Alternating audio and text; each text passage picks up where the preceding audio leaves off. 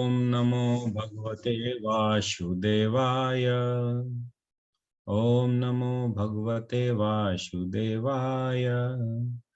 ओम नमो भगवते वासुदेवाय।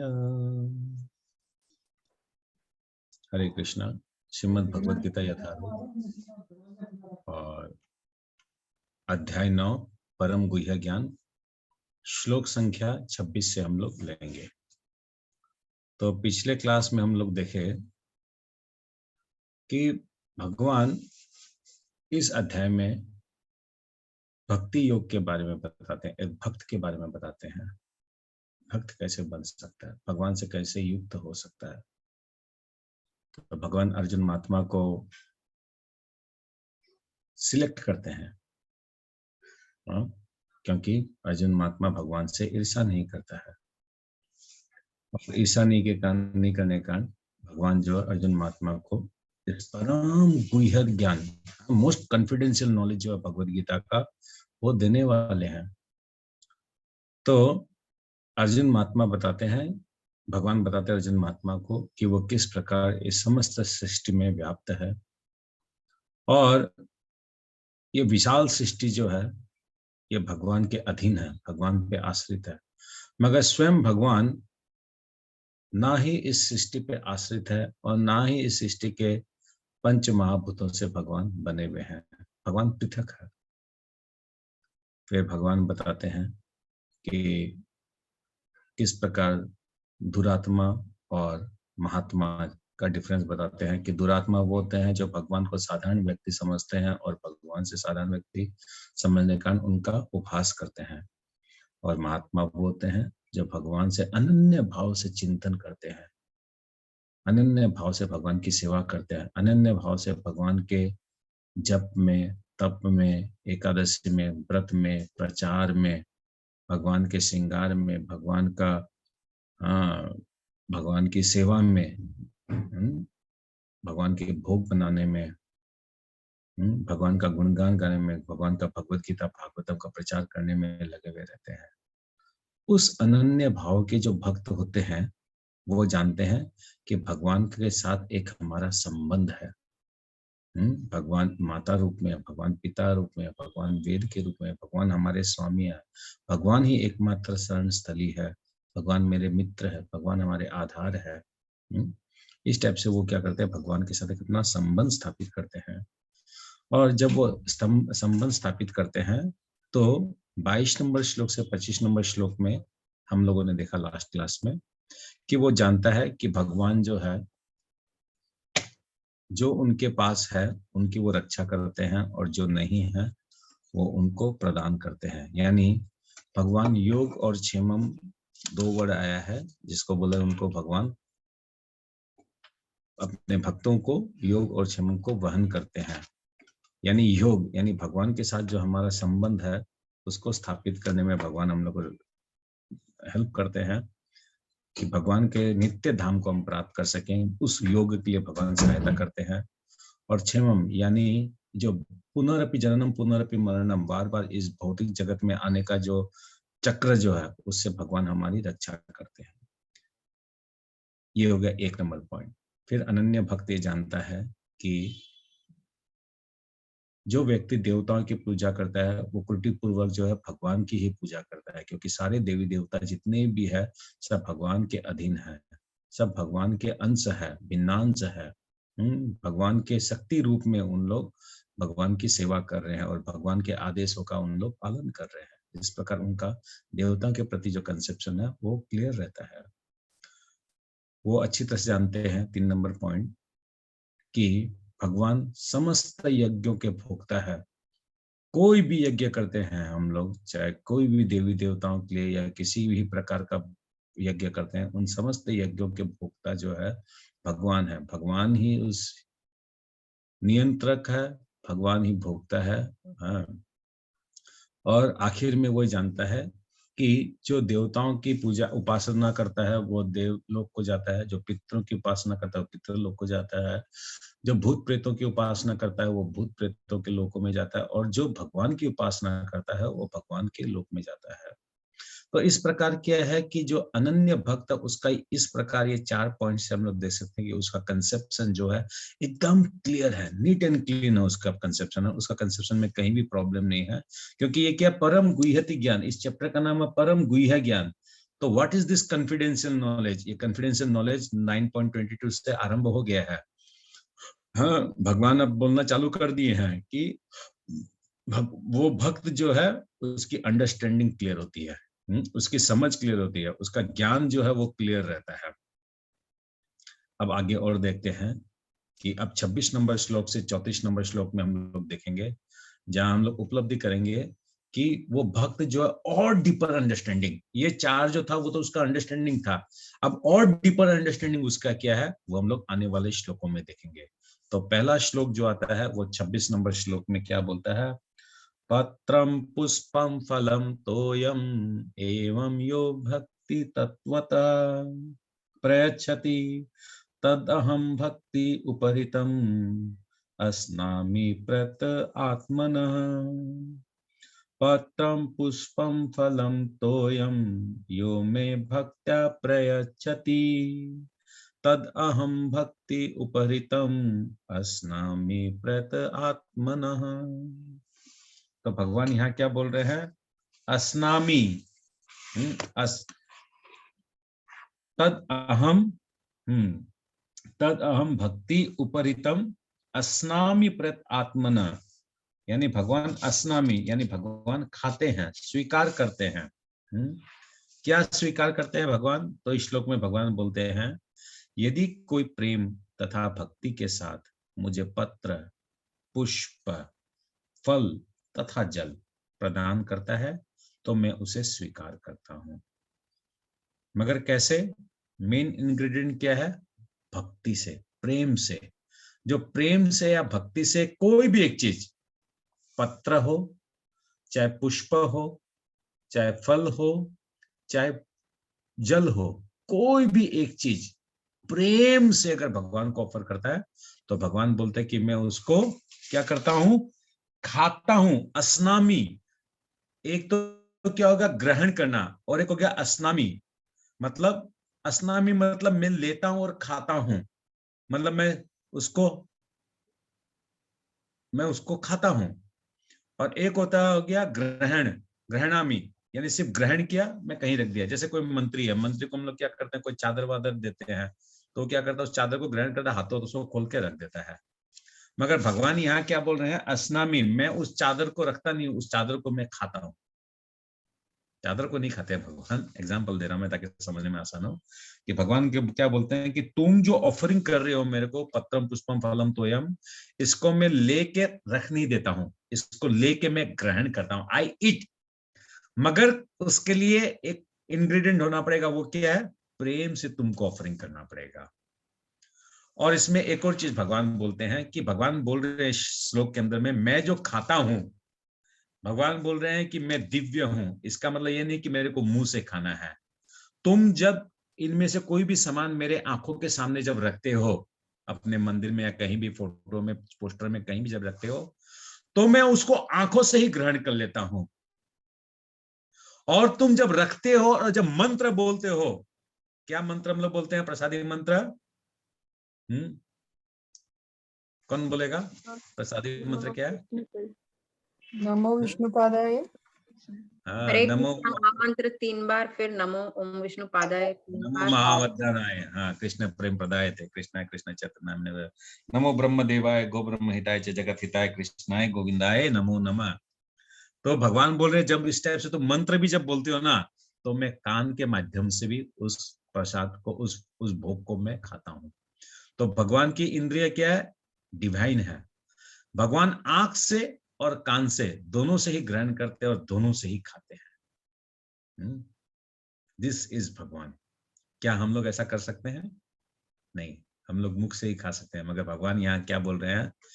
तुम जब मेरे सामने रखते हो उस भोग को, तब भी मैं उसको स्वीकार करता हूँ। और तुम अगर मंत्र के द्वारा अगर मेरे को उस भोग को लगाते हो, तो मैं कानों के द्वारा भी इसको मैं भोग को मैं स्वीकार करता हूँ। एक नंबर बात। दूसरा नंबर बात, इस श्लोक में एक और बहुत महत्वपूर्ण बात बोला जा रहा है कि भगवान को कोई हाई फाई 56 भोग, खूब लेविस खाना, इस टाइप का कुछ नहीं चाहिए। सिंपल पत्र पुष्प, दुनिया का पुष्प मिलता है, एक पत्र, एक पुष्प, या फिर एक फल, कोई भी एक फल, या तोयम जल। जल तो अवेलेबल है। भगवान कुछ भी इनमें से एक को भी अगर आप लोग देंगे तो भगवान उसको ग्रहण करेंगे। 3 नंबर पॉइंट, यहां पर भगवान ने ऐसी व्यवस्था, एक तो ऐसी सुविधा कर दी है कि गरीब से गरीब आदमी भी भगवान के साथ जुड़ सकता है, अपना कम्युनिकेशन कर सकता है। भगवान के साथ कम्युनिकेशन करना, क्योंकि भगवान क्या बोल रहे हैं भगवत गीता में, मैं ऐसे हूं, मैं वैसे हूं, मैं विराट हूं, मैं ये हूं, मैं वो हूं, मैं इस प्रकार जो है सब जगह विराजमान हूं, मैं व्याप्त हूं, मैं वहां विष्णु से भी बड़ा हूं, है, मैं सर्व परे हूं, मैं परम सत्य हूं, मैं अनादि हूं, मैं अनंत हूं।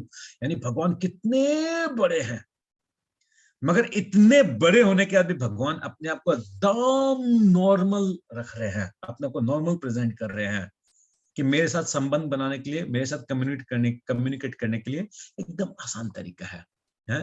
कोई तुमको खूब ज्यादा लिटरेचर में तुमको मास्टर नहीं होना है, खूब बहुत बड़ा मैथमेटिशियन नहीं होना है, खूब बड़ा कोई फिलोसोफर नहीं होना है, खूब बड़ा साइंटिस्ट नहीं होना, IIT IIM नहीं होने की जरूरत नहीं है।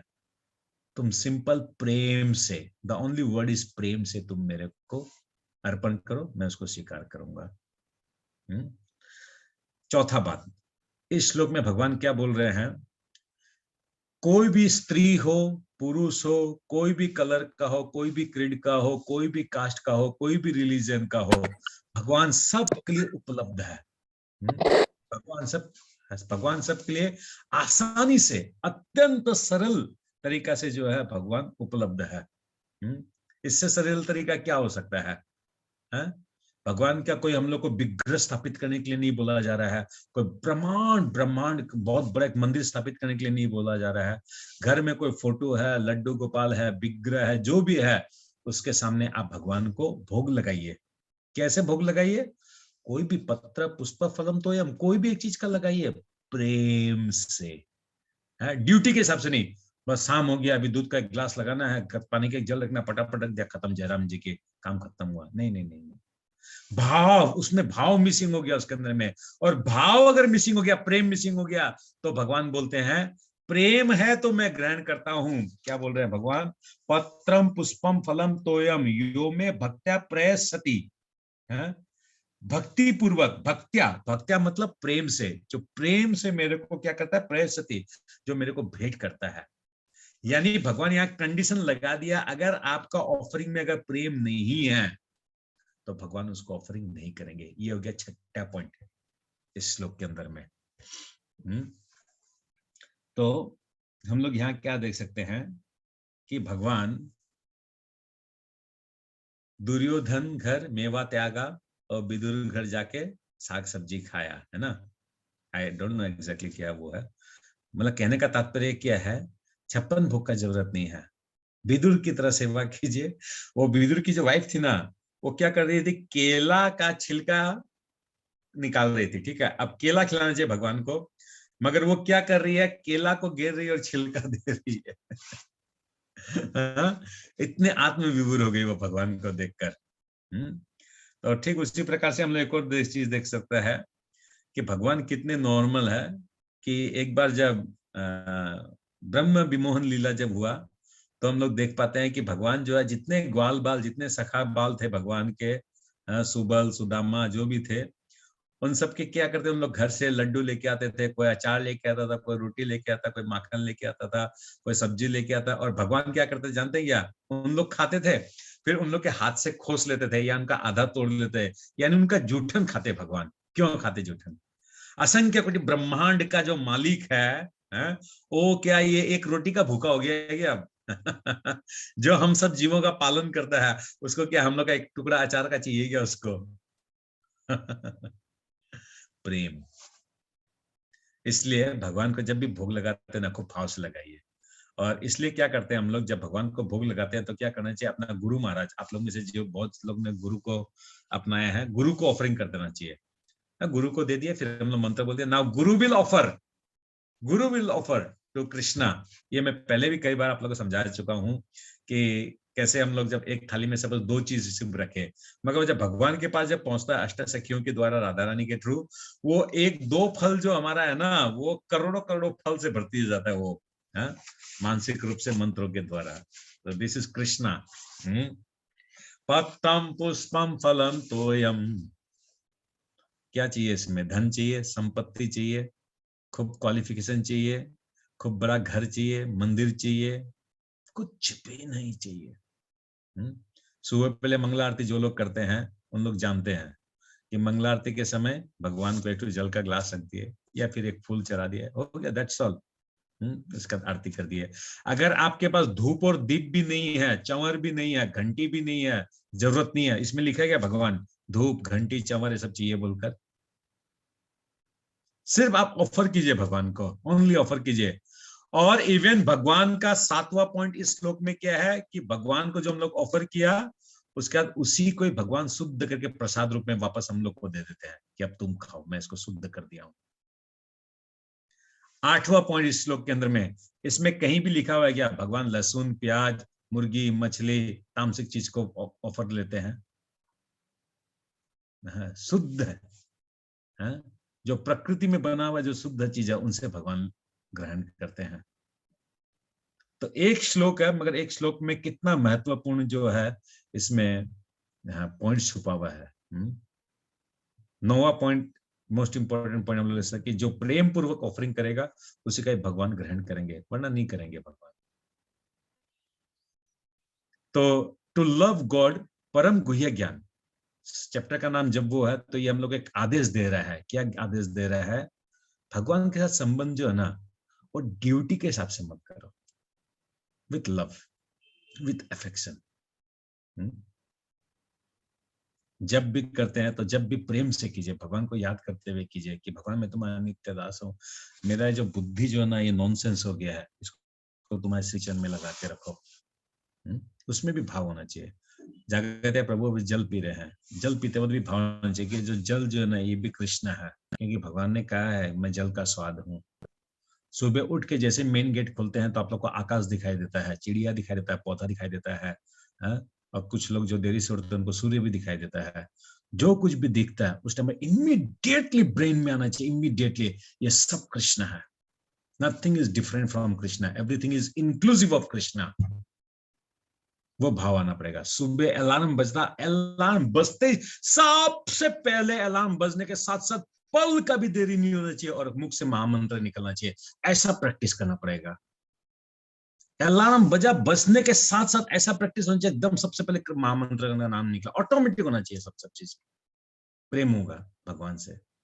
रात को सोते वक्त जो एकदम समझना चाहिए भगवान का जो जगन्नाथ भगवान का जो सुदर्शन है उसके नीचे मैं सो रहा हूँ, कोई टेंशन नहीं।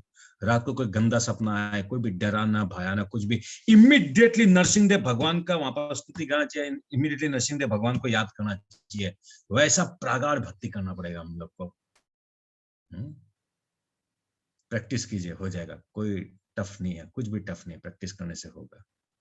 मगर वो सबका जड़ जो है ना, जड़ है हम लोग के आहार से। आहार से ही हम लोग का भक्ति का लाइन बैठता है।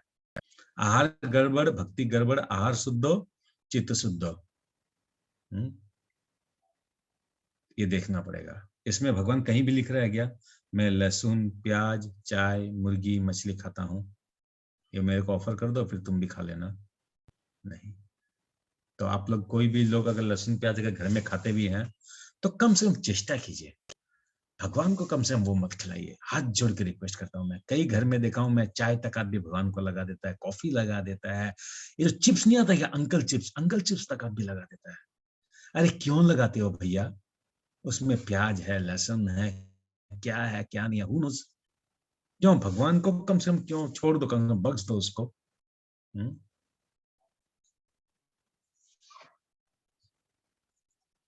अच्छा, इसका हम लोग तात्पर्य को थोड़ा सा पढ़ते हैं। कौन पढ़ेगा?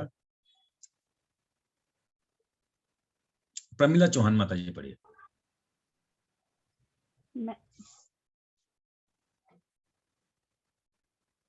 हरे कृष्ण प्रभु जी, अभी मैंने गीता जी नहीं ले रखे हैं, वो डॉटर भी मेरे साथ में बैठी थी इसलिए। ओके, कोई और पढ़िए। मैं पढ़ूं प्रभु जी? पढ़िए।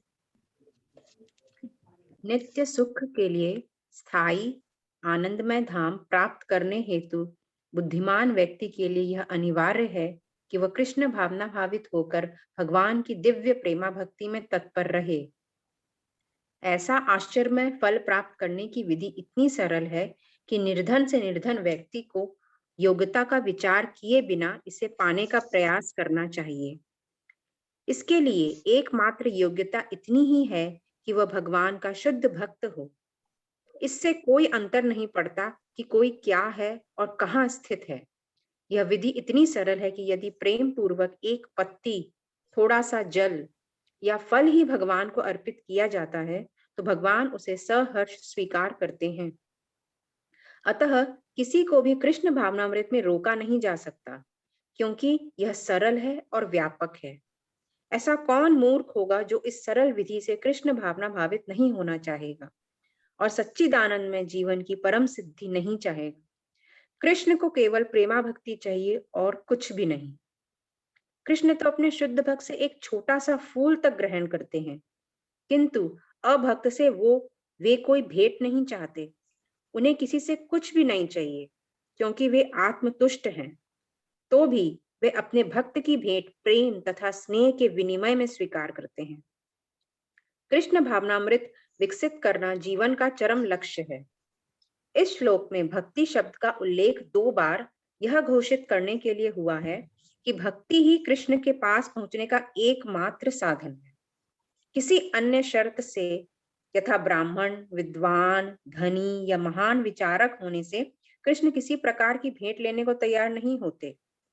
भक्ति ही मूल सिद्धांत है, जिसके बिना वे किसी से कुछ भी लेने के लिए प्रेरित नहीं किए जा सकते। भक्ति कभी हेतु की नहीं होती, यह शाश्वत विधि है। यह पर ब्रह्म की सेवा में प्रत्यक्ष कर्म है। हरि बोल। यहाँ पर बोला गया भक्ति शाश्वत विधि है। जिसको आता है वो हैंड रेस करके बताएगा क्या हुआ इसका मतलब। इम्पॉसिबल चीज को एक ठो लिखा प्रभुपाद। भक्ति कभी हेतु की नहीं होती, ये शाश्वत विधि है। कौन समझेगा इसका मतलब, कौन समझाएगा? शिखा माता जी आप ही बोलिए, क्या समझे? प्रभु जी यही कि मतलब मरने के बाद भी हम वहां जाके भक्ति करते हैं, तो भक्ति हमारी शाश्वत रहती है। ये नहीं कि हमारे मरने के बाद हमारी भक्ति स्टॉप हो जाएगी, खत्म हो जाएगी। Good, very good, excellent. Okay, आगे बढ़िए। यह बतलाकर कि वे ही एकमात्र भोक्ता, आदि स्वामी और समस्त यज्ञ भेंटों के वास्तविक लक्ष्य हैं, अब भगवान कृष्ण यह बताते हैं कि वे किस प्रकार की भेंट पसंद करते हैं। यदि कोई शुद्ध होने तथा जीवन के लक्ष्य तक पहुंचने के उद्देश्य से भगवत भक्ति करना चाहता है, तो उसे चाहिए कि वह पता करे कि भगवान उससे क्या चाहते हैं। कृष्ण से प्रेम करने वाला उन्हें उनकी इच्छित वस्तु देगा और कोई ऐसी वस्तु भेंट नहीं करेगा जिसकी उन्हें इच्छा न हो या उन्होंने न मांगी हो। इस प्रकार कृष्ण को मांस, मछली या अंडे भेंट नहीं किए जाने चाहिए। यदि उन्हें इन वस्तुओं की इच्छा होती तो वे इनका उल्लेख करते। उल्टे वे स्पष्ट आदेश देते हैं कि उन्हें पत्र, पुष्प, जल तथा फल अर्पित किए जाएं और वे इन्हें स्वीकार करेंगे। अतः हमें ये समझना चाहिए कि वे मांस, मछली या अंडे स्वीकार नहीं करेंगे।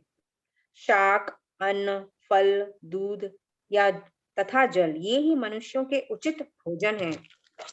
भगवान कृष्ण ने भी इन्हीं का आदेश दिया है। इनके अतिरिक्त हम जो भी खाते हो वह उन्हें अर्पित नहीं किया जा सकता, क्योंकि वे इसे ग्रहण नहीं करेंगे। यदि हम ऐसा भोजन उन्हें अर्पित करेंगे तो हम प्रेमा भक्ति नहीं कर सकेंगे। तृतीय अध्याय के 13वें श्लोक। हरि बोल। अब एक चीज बताइए आप लोग में से जिसको आता वो हैंड रेस करके बताएगा। मांस, मछली, अंडे नहीं खाना चाहिए क्योंकि हम लोग भगवान को ऑफर नहीं करते हैं। तो भगवान को जो ऑफर नहीं करते हैं तो हम लोग को खाना नहीं चाहिए। ये तो एक बात समझ में आ गया। दूसरा और क्या कारण है इस प्रकार का चीज खाने से? क्या कारण है? What is the reason?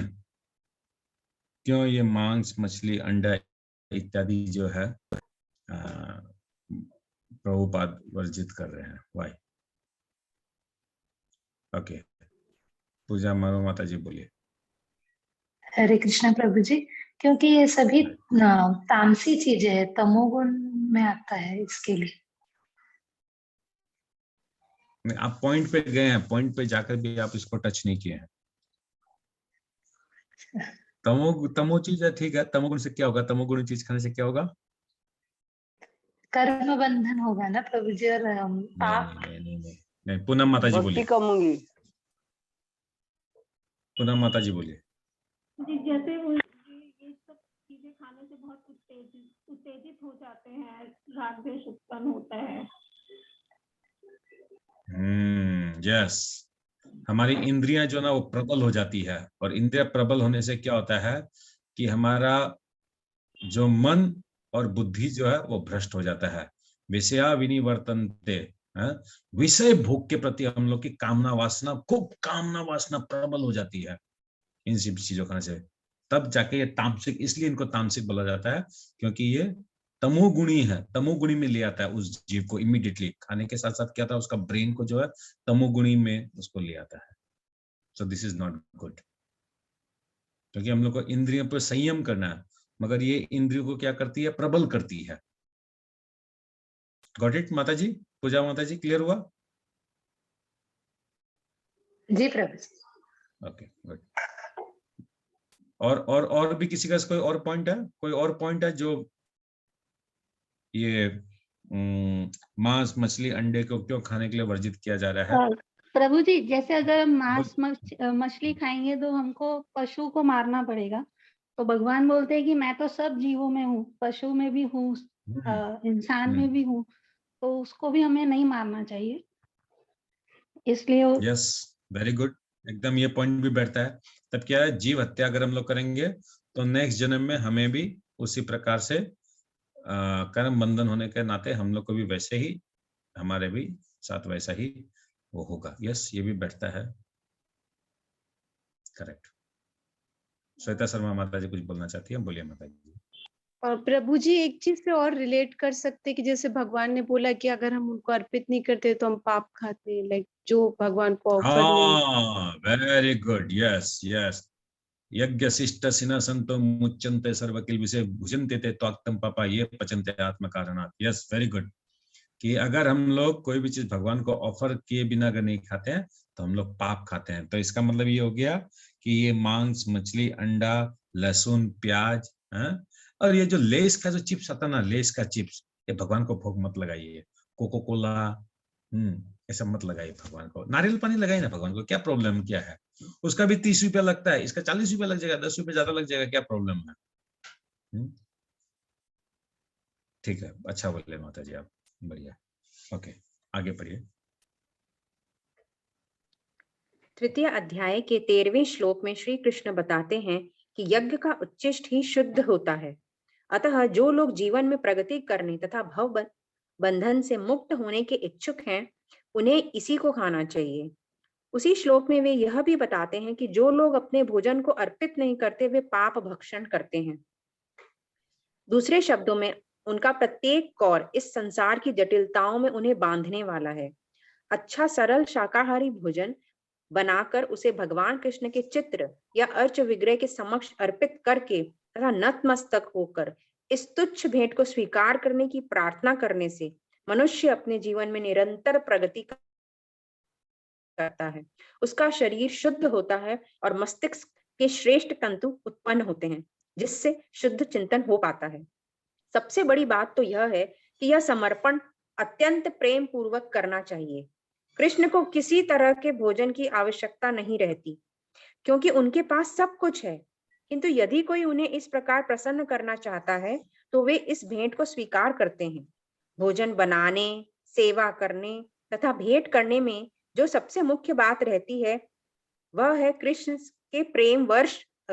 के प्रेमवश कर्म करना। वे मायावादी चिंतक भगवत गीता के इस श्लोक का अर्थ नहीं समझ सकेंगे जो यह जानकर चलते हैं कि पर ब्रह्म इंद्रिय रहित है। उनके लिए हरि बोल, हरि बोल। अभी यहाँ पर क्या बोला जा रहा है कि जो मायावादी है उनमें और हम लोग का एक तो विशेष डिफरेंस है। हम भगवान के साथ संबंध निभाते हैं, कम्युनिकेट करते हैं कि भगवान रूप है, भगवान का एक रूप है, भगवान का एक आकार है, भगवान साकार रूप है, भगवान निराकार नहीं है। साकार रूप होने के कारण क्या, उस दृढ़ विश्वास से, ये 10th नंबर पॉइंट आएगा, जो 9 पॉइंट में जो बोला था, ये 10th नंबर पॉइंट आएगा, ये मायावादी वाले चिंतक वाला ये पॉइंट, कि हम लोग भगवान के साथ कम्युनिकेट कर पाते हैं क्योंकि हम लोग जानते हैं कि भगवान साकार है, भगवान निराकार नहीं है। इसलिए क्या करता है, हम लोग को एक तो कॉन्फिडेंट रहता है कि मैं जो ऑफरिंग कर रहा हूं वो भगवान ग्रहण करेंगे। मगर मायावादी क्या है, वो निर्विशेष है, वो क्या समझता है, भगवान जो पर ब्रह्म जो है, भगवान सब तो उसके मुंह में नहीं है, पर ब्रह्म जो है वो निराकार है, यानी वो ब्रह्म ज्योति है।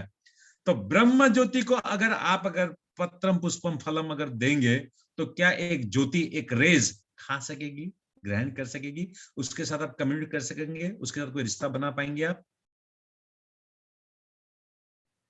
इसलिए ये परम गुह्य है, ज्ञान है। Why this is परम गुह्य ज्ञान? There must be a reason. भगवान ऐसे ही थोड़ी ना ऐसे बोल दिए ये श्लोक, इसका मतलब भगवान बोल दिए कि मैं निराकार नहीं हूं, मैं साकार हूं। That's why I can eat. और I doesn't eat only from my mouth. I can eat from my eyes. I can eat from my ears. तुम्हारा कैपेसिटी क्या है खिलाने का, तुम बताओ, तुम कैसे खिला सकते हो? मंत्रों के द्वारा, मैं मंत्रों से खाऊंगा, यज्ञों के द्वारा, मैं यज्ञों से खाऊंगा। सिर्फ थाली रखकर ही 3 बार ताली बजा दोगे तो मैं वैसे भी खाऊंगा, नो प्रॉब्लम। मगर तुम लगा रहे हो कैसे? ईर्षा से लगा रहे हो कि प्रेम से लगा रहे हो? ड्यूटी से लगा रहे हो कि ड्यूटी कंप्लीट करना है, कि प्रेम से लगा रहे हो, मेरे को याद करके लगा रहे हो? लगाते रहो मुझको भूख, और दिमाग जो है वो टीवी में है, व्हाट्सएप में है, तब वो थोड़ा ना भूख लग रहा है मेरे को। रिमेम्बरिंग कृष्णा। ये मायावादी चिंतक भगवत गीता के श्लोक का अर्थ नहीं समझ सकेंगे जो यह मानकर चलते कि पर ब्रह्म इंद्रिय रहित है। इंद्रिय रहित, निराकार ब्रह्म का क्या इंद्रिय होगा? ठीक ही बोल रहे, वो अपने जगह सही है। मायावादी ठीक ही बोल रहा है, ब्रह्म ज्योति को वो मानता है तो ब्रह्म ज्योति तो निराकार है, निराकार का तो कोई इंद्रिय होगा नहीं। वेरी गुड, वो अपनी जगह सही है। Now whose understanding is more better, क्योंकि परम गुह्य ज्ञान है, भगवान भक्ति सिखा रहा है, how to be associate, how to be communicate with Krishna. आगे पढ़िए। वे मायावादी चिंतक भगवत गीता के इस श्लोक का अर्थ नहीं समझ सकेंगे जो यह मानकर चलते हैं कि पर ब्रह्म इंद्रिय रहित है। उनके लिए यह या तो रूपक है या भगवत गीता के उद्घोषक कृष्ण के मानवीय चरित्र का प्रमाण है। किंतु वास्तविकता तो यह है कि भगवान कृष्ण इंद्रियों से युक्त हैं और यह कहा गया है कि उनकी इंद्रियां परस्पर परिवर्तनशील हैं। दूसरे शब्दों में एक इंद्रिय दूसरे इंद्रिय का कार्य कर सकती है। कृष्ण को परम ब्रह्म कहने का आशय यही है। इंद्रिय रहित होने पर उन्हें समस्त ऐश्वर्यों से युक्त नहीं माना जा सकता। 7वें अध्याय में कृष्ण ने बतलाया कि वे प्रकृति के गर्भ में जीवों को स्थापित करते हैं, इसे वे प्रकृति पर दृष्टिपात करते हैं। अतः यहाँ पर भी भक्तों द्वारा भोजन अर्पित करते हुए भक्तों का प्रेम पूर्ण शब्द सुनना कृष्ण के द्वारा भोजन करने तथा उसके स्वाद लेने के ही समरूप है। इस बात पर इसलिए बल देना होगा क्योंकि अपनी सर्वोच्च स्थिति के कारण उनका सुनना उनके भोजन करने तथा स्वाद ग्रहण करने के लिए के ही समरूप है। केवल भक्त ही बिना तर्क के यह समझ सकता है कि पर ब्रह्म भोजन कर सकते हैं और उसका स्वाद ले सकते हैं। हरे कृष्ण। तो केवल भक्त ही बिना तर्क के ये समझ सकता है कि पर ब्रह्म भोजन कर सकते हैं। ऐसा क्यों? कहां से इसको रिलेट करेंगे इस बात को हम लोग? कौन बता सकेगा इस चीज को? कहाँ रिलेट कर सकते हैं हम लोग? कहाँ मिला हम लोग को? कहाँ समझ में आया हम लोग को ये बात कि भगवान को जो समझ सकता है वही, जो भगवान शब्द से जो तर्क नहीं करता है वही भगवान को समझ सकता है। ये चीज कहाँ मालूम चला हम लोग को?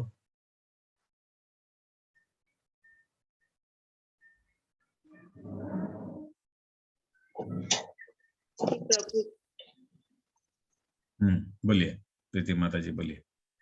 क्योंकि वे साकार हैं ईश्वर। नहीं, साकार का बात नहीं आ रहा अभी। यहाँ ये आ रहा है केवल भक्त ही बिना तर्क के। तो बिना तर्क के जो बात जो आ रहा है, ये पहले भी हम लोग को भगवत गीता में भगवान स्वयं अपने मुंह से बोले हैं। कहाँ बोले हैं, किसी को याद है क्या? हरे कृष्णा प्रभु जी, स्वरूप सिद्धि व्यक्ति के जब हम शरणागति होंगे तो वो वाले पार्ट वहां पर आया था क्या प्रभु जी? स्वरूप सिद्धि। नहीं, स्वरूप सिद्धि नहीं, स्वरूप सिद्धि से कोई लेन देन नहीं है इस बात का। केवल भक्त ही बिना तर्क के, ये 9वां अध्याय का पहला नंबर श्लोक ही है। पहला नंबर श्लोक में अर्जुन महात्मा को क्यों भगवान भगवत गीता का ये परम ज्ञान बोल रहे हैं? क्योंकि वो भगवान से ईर्ष्या नहीं करता, भगवान के प्रति श्रद्धा है उसका। जो ईर्ष्या नहीं करेगा भगवान से, वही तो भगवान के प्रति श्रद्धा करेगा। नहीं समझे आप लोग? नहीं प्रभु जी, समझे आपका ना? प्रश्न नहीं समझ में आया एक्चुअली। हाँ, मेरा प्रश्न और किसको इसको समझ में नहीं आया था? प्रभु जी मुझे भी क्लियर नहीं था। मैं वही समझी परम भोक्ता है, ये मानेगा भक्त, सिर्फ भक्ति मानेगा कि भगवान परम भोक्ता है, तो सब कुछ वो ही ग्रहण कर रहे हैं। मतलब उस तरह से मुझे लग रहा था। मैं भी मतलब क्लियर नहीं थी एक्चुअली। नहीं हुआ, सबसे क्लियर नहीं है आपको। यत् करोसि यत् अस्नासि यज्जुहोसि ददासि यत् तपस्यासि कौन्तेय तत्कुरुष्व मदर्पणम्। यत् करोसि यत् अस्नासि यज्जुहोसि ददासि यत् तपस्यासि कौन्तेय तत्कुरुष्व मदर्पणम्। जैसे हम लोग पहले भी कई बार पढ़ चुके हैं, सुबह उठने से लेकर सोने तक जो भी एक्टिविटी हम लोग करते हैं, जो भी रुपया पैसा धन संपत्ति कमाते हैं, जो भी बच्चों का, बीवी का, माँ बच्चों का पालन करते हैं, जो भी समाज के प्रति अपना धर्म निभाते हैं, किसी विवाह शादी इत्यादि में जाते हैं, कोई नए कपड़े बनवाते हैं, कोई नया घर, नया ऑफिस, नया गोडाउन, नया जॉब करते हैं, कुछ भी करते हैं, या कोई मंदिर में जाते हैं, या किसी को हम लोग को दान दिए, या किसी का कुछ प्रचार किए, या गीता जयंती में हम लोग गीता बांटे, या फिर कोई गरीब आदमी है उसका बेटी का शादी के लिए कुछ पैसा दिए, या फिर कोई प्याव बनवाए, या फिर कोई अंधा है उसका ऑपरेशन करवाए, या फिर जो भी हम लोग घर में लेके आए उसको पहले सबसे पहले भगवान को भोग लगाए। जो भी कार्य हम लोग करते हैं सुबह से लेकर रात तक, उसको कृष्ण से जोड़ना है। ये हो गया सेकंड स्पेशल अंडरस्टैंडिंग। पहला स्पेशल अंडरस्टैंडिंग क्या था कि वो पत्रम पुष्पम फलम तोयम से भगवान संतुष्ट होते हैं अगर वो प्रेम पूर्वक अर्पण किया जाए। उसी प्रकार जो सुबह से लेकर रात तक हर एक एक्टिविटीज, हर एक कार्य, हर एक जाप, हर एक तप, हर एक यज्ञ, हर एक कर्म, हर एक सोच, हर एक विचार, हर एक कार्य भगवान से अगर जोड़कर, भगवान से युक्त करके अगर हम लोग करेंगे तो हमें क्या होगा? कर्म बंधन नहीं होगा। द मेन पॉइंट इज कर्म बंधन नहीं होगा। तो इसलिए 27 नंबर श्लोक और 28 नंबर श्लोक दोनों एक दूसरे से इंटरलिंकिंग है। 27 नंबर श्लोक में क्या बोला है? नंबर 1, यत करोसी, जो कुछ भी कार्य करते हो, यत अस्नासी यानी जो कुछ खाते हो, यत जुहोसी ये जो यानी जो कुछ अर्पण करते हो, जुहोसी मतलब जो कुछ अर्पण करते हो, यत तपस्यासी यानी जो भी तपस्या करते हो, तत्कुरुस्व मदर्पणम, वो तुम मद अर्पणम मेरे को अर्पण करते हुए करो। मद अर्पणम, कृष्ण बोल रहे हैं मेरे पे अर्पण करके करो। उससे क्या फायदा होगा? तो वो फायदा 28वें नंबर श्लोक में भगवान बताते हैं शुभाशुभ फल एवं मोक्ष से कर्म बंधन, कर्म बंधन, कर्म बंधन। कर्म बंधन के लिए क्या बताया गया तीसरा अध्याय में कि कर्म अकर्म विकर्म, जो कर्म करेगा उसको भी बंधन होगा, जो विकर्म करेगा उसको भी बंधन होगा, जो अकर्म करेगा उसको बंधन नहीं होगा। तो यानी 27वां नंबर श्लोक जो है वो अकर्म के ऊपर में है। तुम कर्म करके कर्म के फलों के प्रति आसक्त मत हो और तुम विकर्म भी मत करो, शास्त्र के विपरीत भी कर्म मत करो, दोनों में तुमको बंधन होगा। तो क्या बंधन, क्या कार्य करना है? कृष्ण से युक्त कार्य करना है, जिसको हम लोगों ने और एक शब्द में समझा था। आप लोगों में से किसी को याद है क्या शब्द था वो? कृष्ण से युक्त होकर सारे कार्य करना, कर्म कौशल। कर्म कौशल, वेरी गुड। तो कर्म कौशल के हिसाब से हम लोग को इस 27 नंबर श्लोक को समझना है, उसके हिसाब से हम लोग को जीवन में ज्ञापन करना है। आप लोग सुंदर सुंदर चूड़ियां खरीदिए, सुंदर सुंदर साड़ी खरीदिए, लिपस्टिक खरीदिए, अच्छा अच्छा क्रीम पाउडर खरीदिए, बढ़िया कपड़ा खरीदिए, कुर्ता पजामा खरीदिए, पैंट शर्ट खरीदिए, सूट खरीदिए, नो प्रॉब्लम। मगर उसको पहनने के पीछे जो है वो उद्देश्य ये रहना चाहिए कि मेरे कृष्ण संतुष्ट होंगे, कृष्ण के लिए। तो वेरी इंपॉर्टेंट। हालांकि बहुत टफ है दिमाग के अंदर में ये सब बात रखना, मगर भगवान तो यहाँ पर एकदम बोल रहे हैं, गदासी जो दान करते हो। हम लोग क्या करते हैं, 2 रुपया दान करते हैं और उसका फोटो खिंचाएंगे, फेसबुक में, इंस्टाग्राम में हम लोग उसको अपलोड करेंगे। ऐसा नहीं करना है। बताते हैं जब दान करते हैं ना तो आंख बंद करके दान करना चाहिए, नहीं तो क्या घमंड आ जाएगा, तो घमंड आने से कर्म बंधन हो जाएगा। तो शुभाशुभ फल एव मोक्ष से कर्म बंधन, संन्यास योग युक्तात्मा विमुक्त माम उपश्यसि। तो इस प्रकार क्या होगा? विमुक्त आत्मा होगा वो मन को स्थिर करके कर्म बंधन से मुक्त होकर वो क्या होगा? माम उपश्यसि, वो मुझको प्राप्त करेगा। पहला वाला श्लोक में था मदर्पणम और इसमें है माम उपश्यसि। मुझको अर्पण करो, मुझको प्राप्त करो। इन दोनों श्लोकों को जोड़ दिया जाए तो क्या हो गया? मेरे को अर्पण करो, मेरे को प्राप्त करो। सिंपल। यही अगर हम लोग सोचते हैं कि मैं बिजनेस कर रहा हूं, मैं नौकरी कर रहा हूं, अपनी वाइफ को खिला रहा हूं तो उसको मैं धमक दूंगा, उसको उल्टा पुल्टा सब बोलूंगा, बच्चों का स्कूल का फीस दे रहा हूं तो उन लोग मेरे नौकर की तरह काम करेंगे। घर में हम लोग के नौकर नौकरानी लोग भी काम करते हैं, ड्राइवर काम करते हैं, चपरासी काम करता है, ऑफिस में विभिन्न प्रकार के लोग हमारे साथ काम करते हैं। तो ऐसा नहीं है उन लोग के साथ हम लोग को मिसबिहेव करना है। उसमें एक आत्मा है, उसमें भी परमात्मा है। वो किसी कर्मवश जो है वो मेरे यहाँ काम कर रहा है। दैट डजंट मीन्स कि I should misbehave with him. क्योंकि आज मैं मिसबिहेव करूंगा और मैं खुद ही अपने कर्मों के कारण कर्म बंधन से बंध रहा हूँ। अगर मैं सोचूं ये ऑफिस भगवान की है, ये रुपया पैसा भगवान का है, ये स्टाफ जो आया है इसके अंदर परमात्मा ये भी भगवान का है, मेरे को क्या करना है? मेरे को अपना ड्यूटी फुलफिल करना है, किंतु पूरा ईमानदारी के साथ में। बिजनेस भी करना है तो पूरा जोर से जोश से, ऐसे फालतू में बिजनेस नहीं करना है। बिजनेस करना है बढ़िया बिजनेस करना है, जॉब करना है बढ़िया जॉब करना है, पढ़ाई करना तो बढ़िया पढ़ाई करना है, और खेल कूद में दिमाग है तो बढ़िया खेल कूद करना है, संगीत में अगर दिमाग है तो बढ़िया संगीत करना है, प्रचार में दिमाग है तो बढ़िया प्रचार करना है, और लिखने में दिमाग है तो बढ़िया लिखना चाहिए। जो करो टॉप क्लास करो, वो आध खचड़ा मत करो कोई भी चीज को।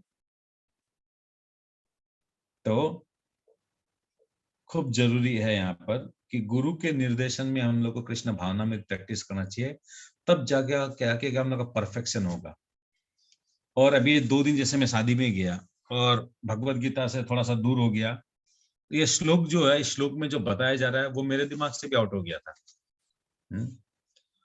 क्योंकि वहां पर डांस चल रहा है, खाना पीना चल रहा है, रात को 3 बजे तक किसी को सोना नहीं, कुछ करना नहीं है।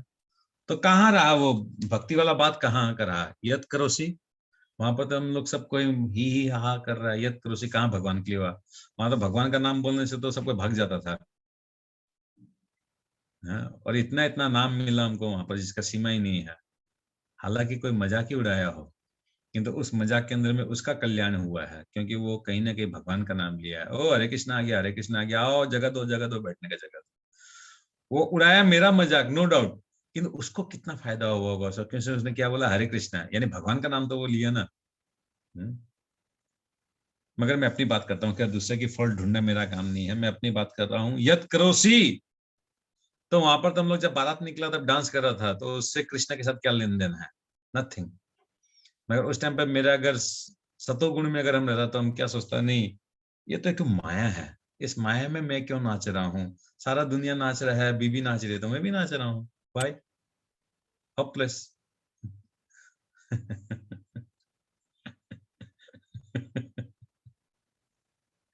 बहुत टफ है। प्रैक्टिकल उतारना बहुत टफ है। याद नहीं आता उस पॉइंट पे, याद नहीं आता उस मोमेंट पे, याद नहीं आता। उस मोमेंट में ऐसा लगता है कि भगवान, मतलब ऐसे छुपा छुपी नहीं खेलता कि आदमी, जैसे आपको ध्यान में है कि आप कृष्ण कॉन्शियसनेस में है, मगर उस टाइम पे के लिए क्या होता है, मन से भगवान को बोला, भगवान सिर्फ आज दिन का छुट्टी मांग रहा है, सिर्फ आज का छुट्टी, सिर्फ आज मेरे को दो। आज हम थोड़ा सा बदमाशी कर लेता है, थोड़ा सा ही हा कर लेता है, थोड़ा रात को मात जग लेता है। मंडे से एकदम निष्ठा पूर्वक तुम भक्ति करेगा, सिर्फ आज का मेरे को छुट्टी दो प्लीज। और हमको लगता है शायद भगवान ग्रांट भी करते हैं। नहीं तो इतना बदमाशी दिमाग में आएगा कहां से? हाँ प्रभु जी 2 दिन हमको वैसे ही हुआ प्रभु जी। हाँ 2 दिन में शादी में थे ना हम ही प्रभु जी, तो सेम वैसे ही कंडीशन हो गया था मेरे साथ भी। अरे मेरा तो साला का शादी था, क्या करेंगे अब? हाँ प्रभु 2 दिन शादी में ऐसे ही मेरा भी हो गया था। लेकिन प्रभु जी उस सिचुएशन में करे क्या, मतलब ये तो नेचुरल सिचुएशन है, और मतलब वही बात है ना, वही बात है। हम लोग में एक्चुअली क्या उतना शुद्धता आया नहीं है, किंतु ये अगर संत महात्मा अगर होते ना, तो संत महात्मा क्या करते हैं, उन लोग शादी विवाह में सबसे पहला बात उन लोग पार्ट नहीं लेते हैं, एटलीस्ट बारात में तो उन लोग पार्ट नहीं लेते हैं। उन लोग क्या करेंगे, ठीक वो 9:30 बजे के आसपास आएंगे, सबको थोड़ा सा मिलेंगे, 5 मिनट के लिए सबसे मिलेंगे और चले जाएंगे। और उन लोग क्या करते हैं, अपने साथ में 1-2 जन को साथ में लेके आते हैं, ताकि क्या किसी भी कारणवश कोई भटक नहीं जाए, क्योंकि वहां पर बहुत तरह का विभिन्न आदमी विभिन्न टाइप का ड्रेस उस पहन के आता है। और ब्रह्मचारी लोग को खास करके शादी विवाह में नहीं लाया जाता है, क्योंकि ब्रह्मचारी का कहीं भी मन जो है चंचल हो सकता है। सोचिए ब्रह्मा जी जो है, इसका प्रमाण देखिए, ब्रह्मा जी कर्दम मुनि का साथ शादी करने के लिए गए, मनु का लड़की का। अब वहां पर क्या किया, सब गया शादी में, सब कोई, किंतु ब्रह्मा जी के जितने ब्रह्मचारी पुत्र थे, जैसे नारद जी हुआ, चतुष्कुमार हुआ, इन लोग को नहीं लेके गए शादी में। क्यों? क्योंकि मन चंचल हो सकता है। उन लोग का हालत अगर वैसा है तो मेरा और आपका औकात क्या है बताइए? उन लोग तो वेद शास्त्र का ज्ञानी है, ज्ञानेश्वर है। हम लोग का जुम्मा चुम्मा 2 दिन हुआ हम लोग को, हाँ भगवत गीता पढ़ते। तो इसलिए बहुत मन चंचल है, चंचल ही मन कृष्ण, अर्जुन बोल रहा है ये बात। इतना मन चंचल है, तो ठीक है कोई बात नहीं है, कम से कम हम लोग कृष्ण कॉन्शियसनेस का उस पाइपलाइन में घुसे में है। हालांकि बहुत बार ब्रेन से आउट हो जाता है, बहुत बार क्या अक्सर ही आउट हो जाता है, फिर भी जब भी कभी याद आता तो ये चीज अच्छा लगता है कि चलो आज सारा दिन में कम से कम इतना तो याद आया कृष्ण के बारे में। तो यहाँ मूल बात क्या है, मेरे हेतु करो, मुझ पे अर्पण करते हुए करो कार्य। यद करोसी यद अस्नासी यद जुहोसी ददासी यद तपस्यासी, यानी यहाँ पर 5 काम को बताया गया है। यद करोसी यद अस्नासी यद जुहोसी ददासी यद तपस्यासी। 5 वर्ड मतलब कुल मिला के ऐसा समझना, सुबह से लेकर रात तक जो भी हम लोग करते हैं वो भगवान से जोड़ के करना है। That's all. हो गया ठीक, नहीं हुआ तो और ज्यादा ठीक, कोई टेंशन ज्यादा पालने की दरकार नहीं है। इसको वो 3.30 से रिलेट कर सकते हैं ना? 3.30 मई सर्वाणि कर्माणि। मत एक सेकंड देखिए, 3.30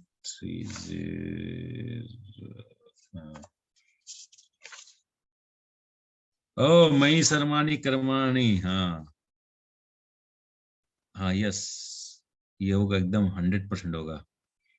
ये एक्चुअली में क्या है, पूरा तीसरा अध्याय का जो जितना भी श्लोक है उसका एकदम जेस्ट है, ये एकदम मेन पॉइंट है ये। यस, आपने अच्छा वो किया है, इसको हम लोग कर सकते हैं, इसको 3.30 के साथ लिंक कर सकते हैं।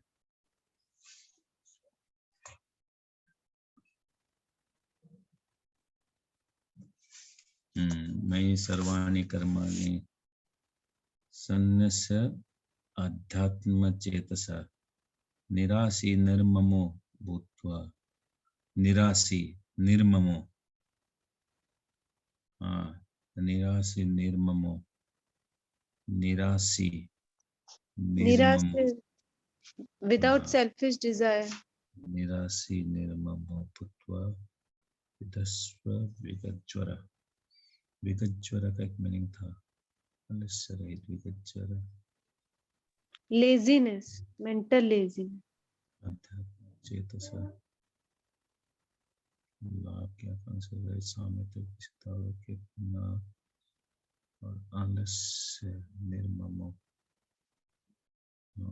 इसमें एक एग्जांपल था कैशियर का।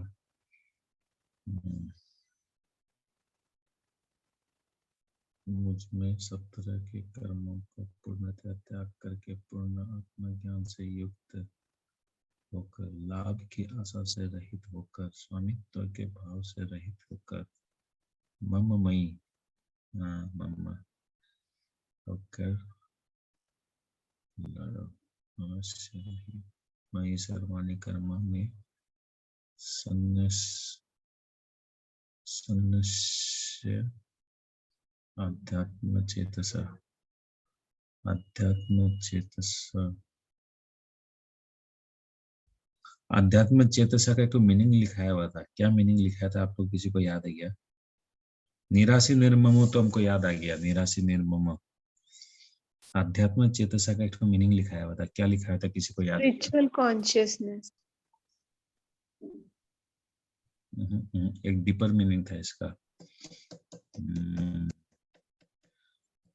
मयि सर्वाणि कर्माणि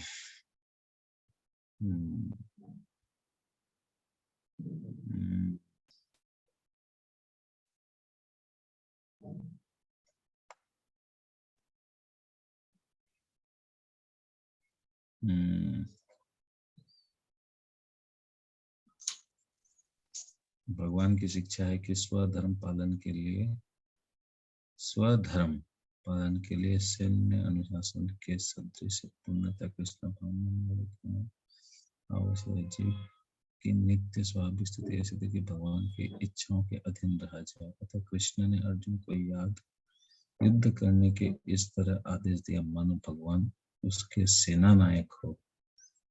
स्वामित्व जाताए बिना, निराशी का अर्थ है स्वामित्व के आदेश अनुसार कार्य करना, किंतु फल की आशा न करना। ठीक है। निर्मम का मतलब है मेरा कुछ नहीं। विगत ज्वर का मतलब है आलस्य। यस, विगत ज्वर होगा, सॉरी, निराशी, निर्मम और विगत ज्वर है, ये 3 वर्ड होगा। Yes, correct. इस श्लोक के अंदर में जो मूल बात जो है निराशी, निर्मम और विगत ज्वर, ये 3 वर्ड आएगा इसके अंदर में। निराशी, निर्मम और विगत ज्वर। यस, तो ये श्लोक जो है माताजी खूब सुंदर तरीके से निकाली है कि यद करोसि यद अस्नासि यद जुहोसि। थोड़ा सा ये 3.9.2 थोड़ा और डिटेल हो गया। यहाँ पर बताया गया है कि जो भी हम लोग कार्य करते हैं, यहाँ पर सिर्फ एक ही वर्ड के लिए इसमें बताया गया है, वो हो गया यद करोसि। सिर्फ यद करोसि वर्ड जो है, वो यद करोसि वर्ड जो है ये 3.30 में है। मगर 9.27 में क्या, यद करोसि यद अस्नासि अद जुहोसि अद ददासि यद तपस्यासि, यानी इसमें 5 फैक्टर आया हुआ है। Got the point? कौन माता जी बोली थी? श्वेता माता जी जी प्रभु आपने जी। खूब सुंदर आइडेंटिफाई किया, बहुत अच्छा किया। मगर इसमें एक पॉइंट आता है कि 3.30 में सिर्फ यद करोसि घुसेगा, ठीक है ना? तो ये जो है 9.27 ये और थोड़ा डिटेल है, नहीं समझे क्या? जी प्रभु। ये भगवान और क्लियर कंसेप्शन कर दिया इसमें। हाँ, 3.30 is only यद करोसि। हाँ, शिव यत् करोसि होगा इसमें, क्योंकि इसमें निर्मम, निर्मोह और ददासी यत्, इसमें 3 फैक्टर का बात आया है। यस, अब मेरे को याद आया है। ओके, तो इसमें क्या बोला जा रहा है? हे कुंती पुत्र, तुम जो कुछ करते हो, जो कुछ खाते हो, जो कुछ अर्पित करते हो, जो कुछ दान करते हो, जो कुछ तपस्या करते हो, उसे मुझे अर्पित करते हुए करो। तुम अगर 100 रुपया कमा रहे हो, वो 100 रुपया तुम मेरे को ऑफर करो, उसमें से 90 रुपया मैंने कमीशन नहीं रख लूंगा कि तुमको ऑक्सीजन फ्री में सप्लाई दे रहा हूँ, तुमको फूड सप्लाई कर रहा हूँ, तुम्हारा पैसा काटूंगा नहीं, सारा ही तुमको दूंगा।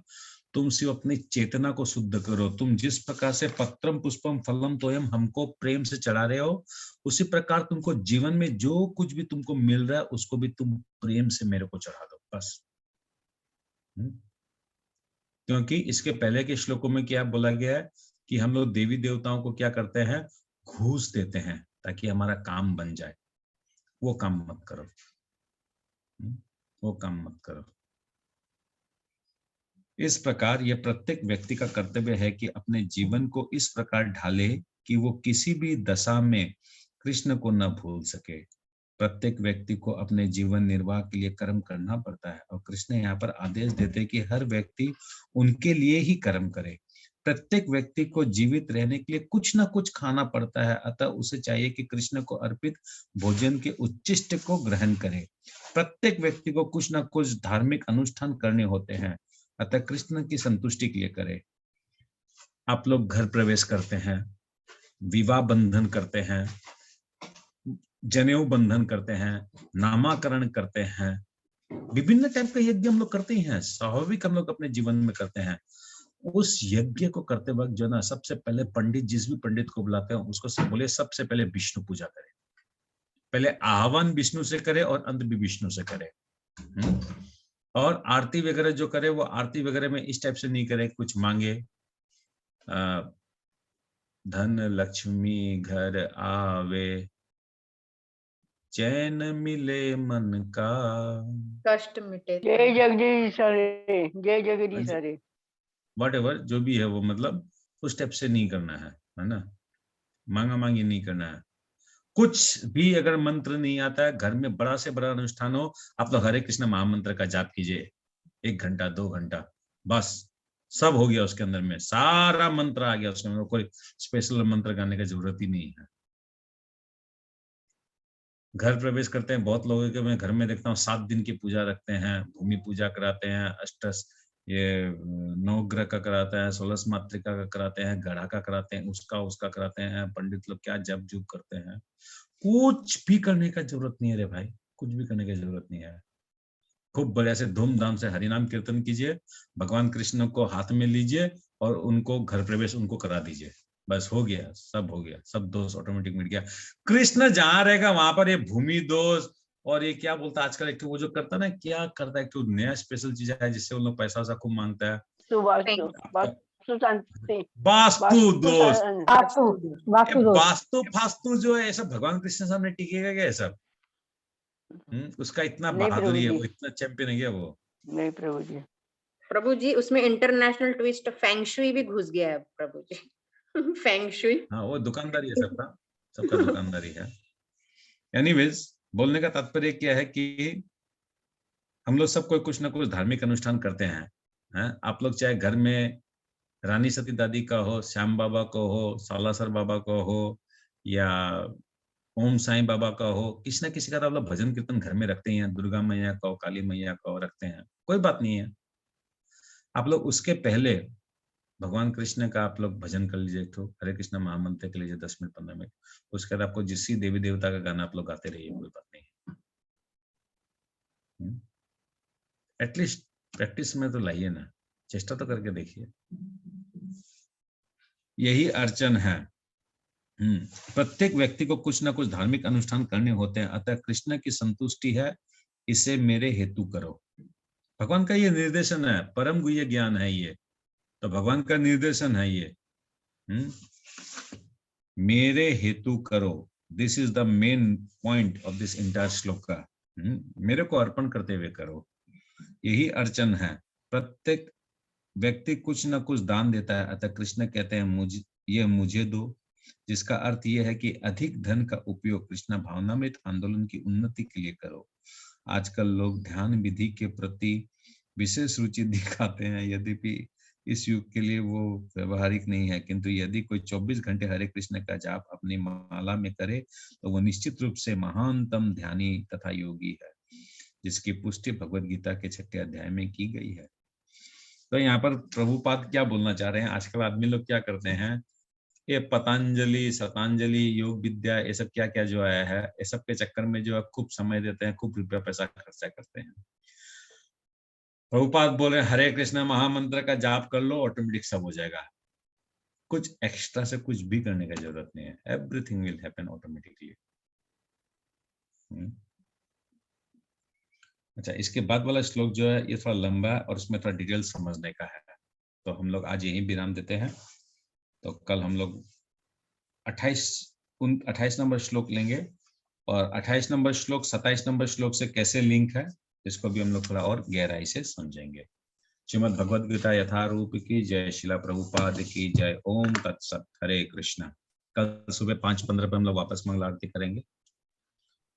हरे कृष्ण। किसी का कोई प्रश्न, कोई सुझाव? हरे कृष्णा प्रभु जी। हाँ, हरे कृष्णा, बोलिए प्रभु। आज जो आपने ये 10 पॉइंट बताए ना गुह्य ज्ञान के बारे में, परम गुह्य ज्ञान के बारे में, नहीं, परम गुह्य ज्ञान के बारे में नहीं, उस श्लोक के अंदर में क्या इनर मीनिंग छुपा हुआ है। हाँ, तो एक बार कल फिर से इसको जब चालू करें तो रिपीट करिएगा। आप रिकॉर्डिंग सुन लीजिएगा,